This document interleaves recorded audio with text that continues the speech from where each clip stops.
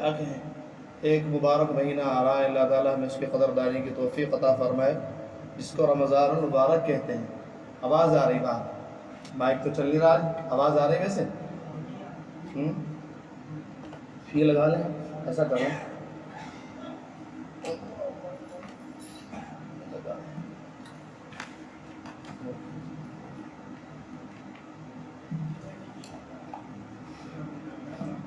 جی، speaker بند ہو گیا شاید، اچھا اسے دیکھ لیں، اگر چلا کے چل گیا تو صحیح ہے۔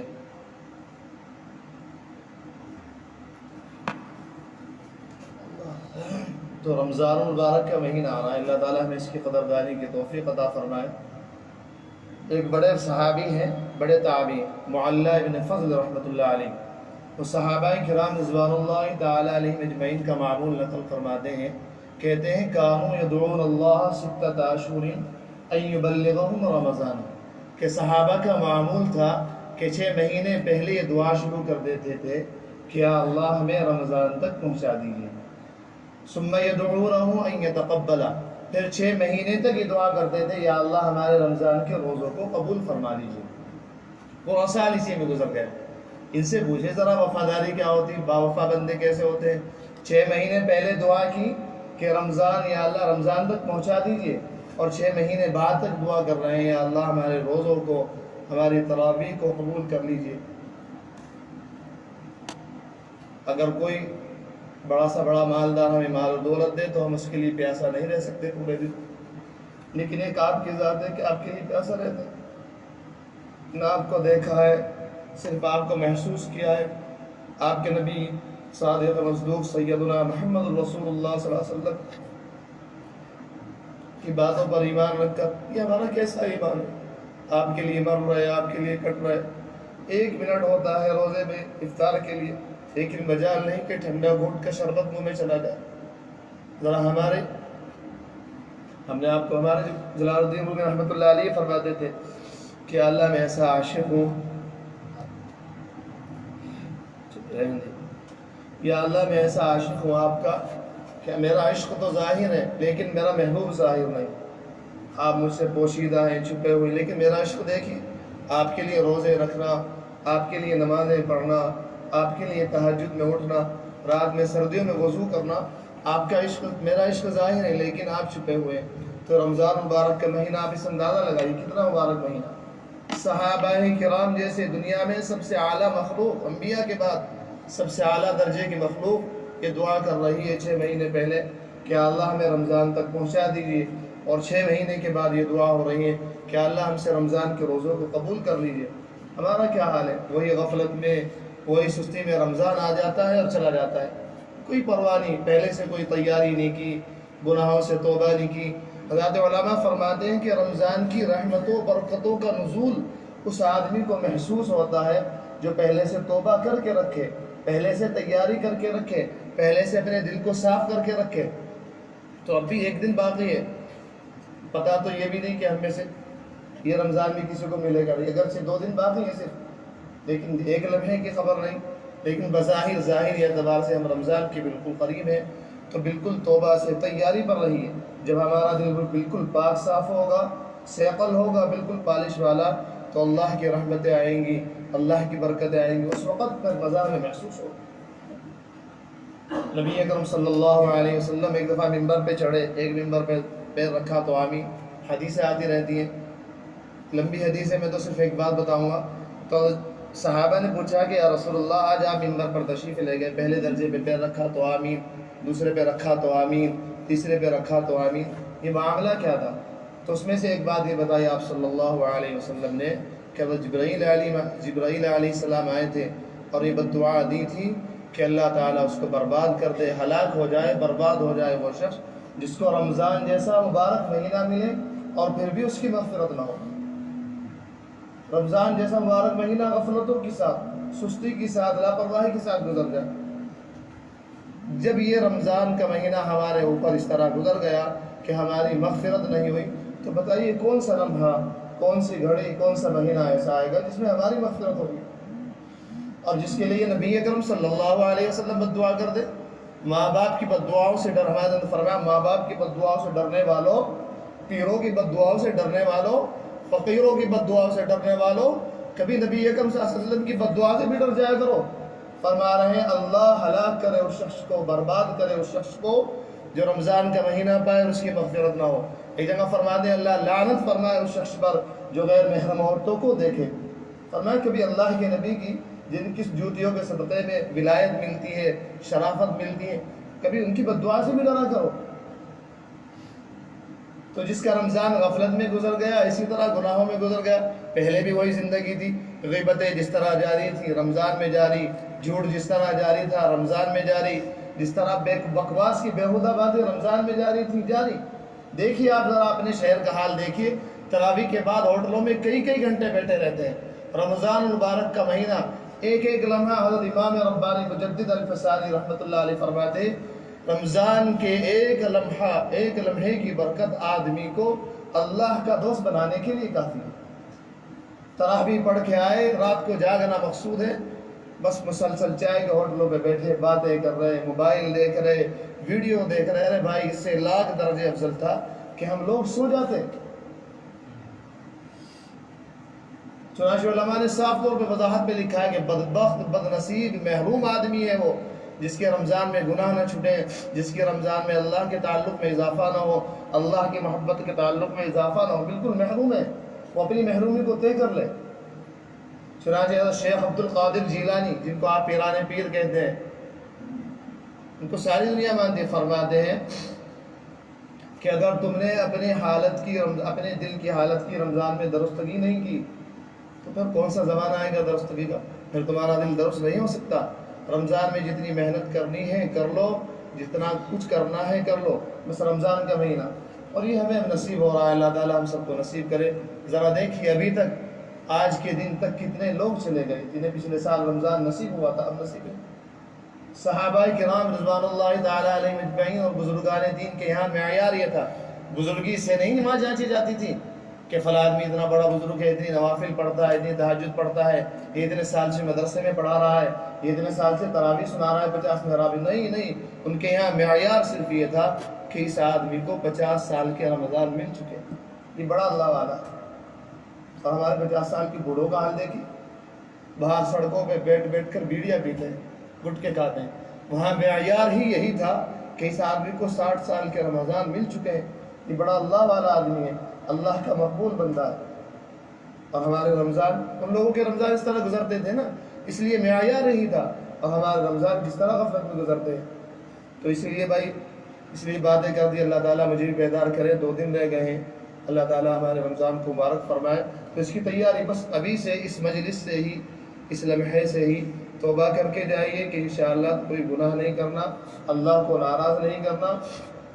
فرائض تو پڑھنے ہی پڑھنے ہیں، نوافل پڑھنی ہے، تہجد پڑھنی ہے، اشراق پڑھنی ہے، تسبیحات پڑھنی ہے، تکبیر اولیٰ کے ساتھ ساری نمازیں پڑھنی ہے، تمام چیزوں میں اضافہ ہو جانا چاہیے۔ اللہ تعالیٰ کی محبت میں، قرب میں، خشوع میں، عبادت میں، نوافل میں، ہر چیز میں اضافہ ہو۔ پھر دیکھیے حضرت امام ربانی مجدد الفسانی فرماتے ہیں کہ جس آدمی کا رمضان صحیح گزر گیا، اس آدمی کا انشاءاللہ پورا رمضان صحیح گزرے گا۔ یعنی کس اعتبار سے؟ اس آدمی کا روحانی اعتبار سے۔ کسی آدمی پہ کوئی گناہ چھوڑنا مشکل ہے، حضرات علماء فرماتے ہیں رمضان میں ہمت کر لے، چھوڑ دے، اللہ تعالیٰ آسان بھی فرمائیں گے، اور پورے رمضان اس گناہ سے بچنا آسان ہو جائے گا۔ پورا رمضان، حضرت تھانوی رحمۃ اللہ علیہ لکھتے ہیں نتیجہ یعنی تجربہ یہی ہے کہ رمضان کی عبادتوں کا اثر پورے سال محسوس ہوتا ہے۔ کتنا مبارک مہینہ، نبی اکرم صلی اللہ علیہ وسلم دعا کر رہے ہیں اللہم بارک لنا فی رجب۔ 2 مہینے پہلے کون دعا کر رہا ہے؟ آپ کو احساس ہے کچھ؟ سید الاولین والآخرین، 2 مہینے پہلے دعا، اللہم بارک لنا فی رجب و شعبان، اللہ رجب اور شعبان میں برکت دے، وبلغنا رمضان، اور رمضان تک پہنچا دیجیے۔ اور دعا فرما رہے ہیں نبی اکرم صلی اللہ علیہ وسلم کے الفاظ، اللہم سلمنی لرمضان، اللہ مجھ کو سلامت رکھیے رمضان کے لیے، میں رمضان میں آپ کی عبادت کرنا چاہتا ہوں، روزے رکھنا چاہتا ہوں، وسلم رمضان علی، اور رمضان کو میرے لیے سلامت رکھیے۔ جو کوئی ایسی معذوری، کوئی ایسی بیماری، کوئی ایسی عذر نہ میرے اوپر مسلط فرما دیجیے کہ جس سے میں رمضان کی برکتوں سے محروم ہو جاؤں۔ رمضان کیسا گزرتا ہے، افطار کے وقت جو عین موقع ہے دعاؤں کے قبول ہونے کا. دیکھیے 5 منٹ پہلے تک 10 منٹ پہلے تک آپ کو لوگ ریڈیو پر پھل لیتے ہوئے ملیں گے, کھجوریں خریدتے ہوئے ملیں گے. ارے بھائی موقع تھا, پورے مہینے کی کھجوریں لا کے رکھ لیتے, پورے مہینے کا سامان لا کے رکھ لیتے, دن میں دوپہر کے بعد افطار کے پھل لے لیتے. یہ موقع ہے اللہ کے سامنے حاضری کا, اللہ سے دعائیں مانگنے کا. یہی تو موقع ہے جس میں بڑے سے بڑے بیماروں کو شفا دی جاتی ہے, بڑے سے بڑے پریشان حالوں کی پریشانیوں کو ختم کیا جاتا ہے, بڑے سے بڑے گنہگاروں کی مغفرتیں کی جاتی ہیں. اور یہ موقع, یہ لمحہ بازاروں میں ان کے نظر ہو رہا ہے. اور آخر عشرے کا حال دیکھیے اپنی عورتوں کا, ہم خود اپنا حال دیکھیں. آخر عشرے میں جو خریداری شروع ہوتی ہے, اللہ نبی اکرم صلی اللہ علیہ وسلم نے فرمایا شہروں کی سب سے بدترین جگہ بازار ہے. اما ہماری عورتیں مستقیم, ہم خود اب یہ چپلیں خرید رہے, اب یہ سوٹ خرید رہے, اب فلاں. بھائی یہ سب چیزیں رمضان سے پہلے ہو سکتی تھیں. رمضان اللہ تعالیٰ نے ہمیں اس لیے نہیں دیا. رمضان عربی میں علماء فرماتے ہیں رمیز کہتے ہیں اس بارش کو جو خریف کے یعنی خزاں کے موسم میں پہلی بار ہو, جب سوکھا ہو ہر طرف, درخت سوکھ گئے ہوں, پتے مرجھا گئے ہوں, اس وقت جو بارش پہلی بار آتی ہے اس کو رمیز کہتے ہیں. گویا وہ بارش کھیتوں کو لہلا دیتی ہے, کھیتیوں کو ہرا بھرا کر دیتی ہے. اسی سے بنا ہے رمضان. لوگوں 11 مہینے تک تم نے گناہ کر کر کے اپنی جانوں پر ظلم کیا, تمہاری جانیں ایسی تھی کہ گویا دوزخ بن رہی تھی. اب یہ رمضان آیا, اب یہ تمہاری بالکل تمہارے گناہوں کو دھو کر جلا کر خاک کر دے گا, تمہارے دل کی کھیتیوں کو سیراب کر دے گا, تمہیں سکون بخشے گا, اطمینان بخشے گا. یہ رمضان کا مہینہ یہ ہے. حضرات علماء فرماتے ہیں کہ حضرت یوسف علیہ السلام 12 بھائی تھے. حضرت یوسف علیہ السلام کے ساتھ معلوم ہے آپ کو کیا کیا تھا کہ 11 بھائیوں نے مل کر حضرت کو کنویں میں ڈال دیا تھا. پھر جب بعد میں لمبا چوڑا واقعہ ہے, مختصر طور پر حضرت کی خدمت میں حاضر ہوئے, جب حضرت وہ بن گئے تھے بادشاہ 11 بھائی, تو حضرت علماء فرماتے ہیں کہ اللہ جل جلالہ نے صرف حضرت یوسف علیہ السلام ایک بھائی کی برکت سے 11 کے 11 بھائیوں کو معاف کر دیا تھا. پھر اس کے اوپر مثال دی کہ جو لوگ رمضان کی قدر کر لیتے ہیں, رمضان میں گناہوں سے بچ جاتے ہیں, اللہ اس ایک رمضان کی قدردانی کی وجہ سے ان کے 11 کے 11 مہینوں کو گناہوں کو معاف فرما دیتے ہیں. حضرت یوسف کی وجہ سے 11 بھائی کو گناہوں کو معاف کیا تھا. اسی طرح جو آدمی رمضان کی قدر کر لے, ایک مہینے کی قدر کی وجہ سے اللہ تعالیٰ 11 مہینوں کے گناہوں کو معاف فرما دیتے ہیں. اور حقیقی بات ہے پھر وہی لب لبا بھی آ گیا.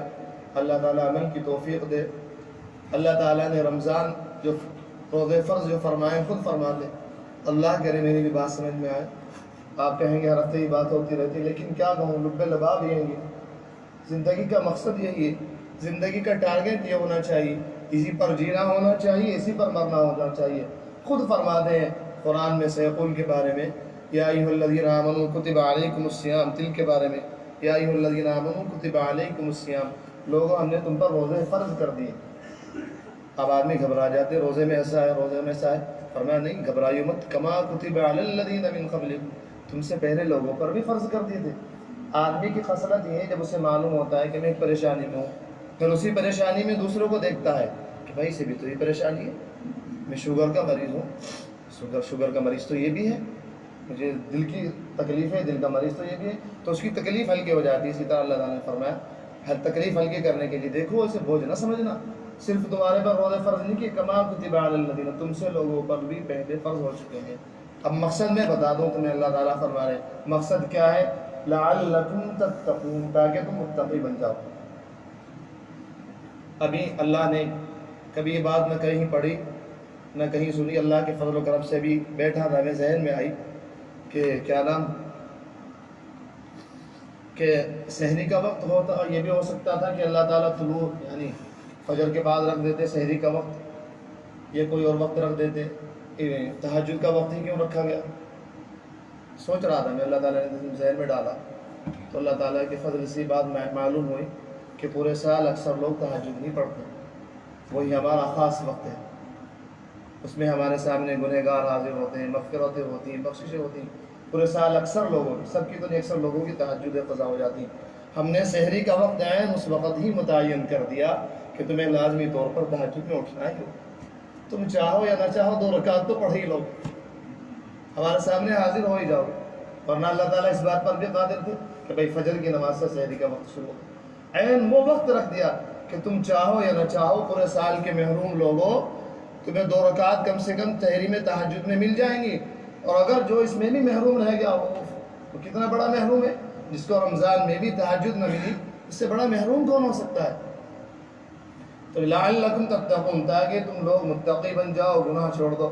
ہمارے نے روتے ہوئے فرمایا تھا کہ تمہارے پر روزہ پیٹ جلانے کے لیے فرض نہیں کیا, تمہارے اوپر روزہ اس لیے فرض کیا ہے لوگوں تاکہ تم ہمارے دوست بن جاؤ, متقی بن جاؤ, اللہ والے بن جاؤ. میں تمہیں اپنا دوست بنانا چاہتا ہوں. تمہارے اوپر فرض اس لیے نہیں کیا روزہ کہ تمہارا پیٹ جلے. لہذا جب ایک لمحے پہلے تک ہم دسترخوان پہ شربت نہیں پیتے, جو اللہ تعالیٰ کی حلال کی ہوئی چیزیں ہیں وہ حرام ہو گئی, اور جو مسلسل حرام ہے, جھوٹ ہے, غیبت ہے, بد نظری ہے, نمازوں کو چھوڑنا ہے, جو مسلسل چیزیں حرام ہیں وہ تو باقاعدہ حرام ہی ہوگی. ان کو تو بدرجہ اولا ہمیں چھوڑ دینا چاہیے. کبھی کبھی افطار کے موقع پر ہم روزانہ شربت روزہ پیتے ہیں, کبھی شربت خون دل بھی پی کے دیکھا کریں.